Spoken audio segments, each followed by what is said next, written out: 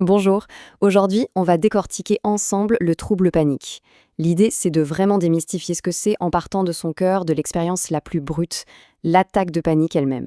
Alors imaginez un peu, une vague de peur absolument intense qui vous submerge d'un seul coup. Elle sort de nulle part, sans prévenir. C'est ça le point de départ. Avant même de parler de diagnostic ou de mettre des étiquettes, il faut comprendre cette sensation pure, cette déferlante. Bon, maintenant qu'on a posé le décor, essayons de mettre des mots plus précis là-dessus. C'est quoi, au fond, une attaque de panique? Quelle est sa définition exacte? Concrètement, c'est une montée fulgurante de peur qui atteint son sommet, son pic, en à peine quelques minutes. Et les deux mots-clés ici, c'est vraiment récurrente et inattendue. Ce n'est pas une angoisse qui monte petit à petit, non, ça vous tombe dessus sans crier gare.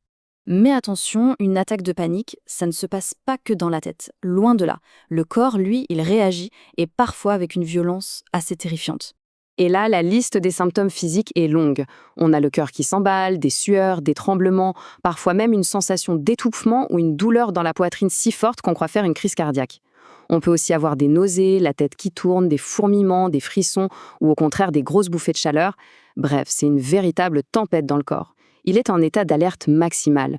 Et bien sûr, pendant que le corps vit tout ça, l'esprit, lui, n'est pas en reste. Il est bombardé de pensées et de sensations qui sont tout aussi intenses. Généralement, trois grandes peurs prennent toute la place. La peur de mourir, là, maintenant. La peur de perdre complètement le contrôle de soi. Et la peur de devenir fou. Et attention, ce ne sont pas de simples inquiétudes. Au moment de l'attaque, c'est vécu comme une certitude absolue. Et c'est terrifiant. Et comme si ça ne suffisait pas, deux phénomènes très étranges peuvent s'ajouter. D'un côté, la déréalisation. D'un coup, le monde autour paraît bizarre, irréel, comme dans un film. Et de l'autre, la dépersonnalisation. Cette impression de flotter hors de son corps, de s'observer de l'extérieur. Autant dire que ça rajoute une sacrée dose de confusion et de panique. D'accord, on a ces attaques. Mais alors, à quel moment est-ce que ça bascule? Quand est-ce qu'on passe de simple attaque de panique à un véritable trouble panique? La distinction est super importante et elle repose sur des critères très clairs. Et la clé, elle tient en une durée 1 mois. Parce que ce qui définit le trouble, ce n'est pas tant l'attaque elle-même que tout ce qui se passe pendant le mois qui suit. C'est ça qui change tout. D'après les critères officiels, il faut bien sûr des attaques récurrentes qui arrivent sans prévenir, mais le point crucial, c'est qu'elles doivent être suivies pendant au moins 1 mois, soit par une inquiétude constante d'en avoir une autre, soit par un changement de comportement pour les éviter. C'est là qu'apparaît la fameuse peur d'avoir peur. Et c'est ce cycle d'anticipation et d'évitement qui installe durablement le trouble. Et justement, cette peur d'avoir peur, ça nous amène tout droit à une autre question qu'on entend souvent. Et l'agoraphobie dans tout ça? Quel est le lien?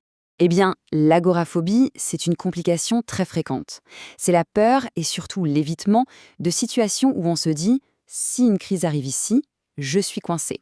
Ça peut être les transports en commun, un supermarché bondé, une file d'attente. La peur, ce n'est plus seulement l'attaque, c'est l'idée d'avoir une attaque dans un endroit sans issue facile.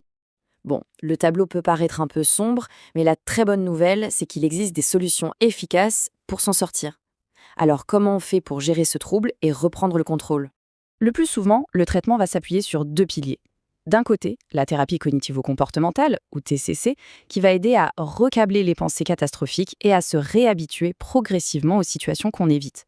Et de l'autre, parfois, des médicaments peuvent être une béquille utile pour calmer les symptômes les plus forts et rendre la thérapie plus accessible. Et on termine sur une réflexion qui, je trouve, résume tout. Comment une émotion aussi fondamentale et utile que la peur peut-elle, à un moment, se dérégler à ce point? Comment elle bascule pour devenir un trouble qui peut finir par contrôler une vie entière? C'est peut-être ça la question la plus profonde derrière le trouble panique.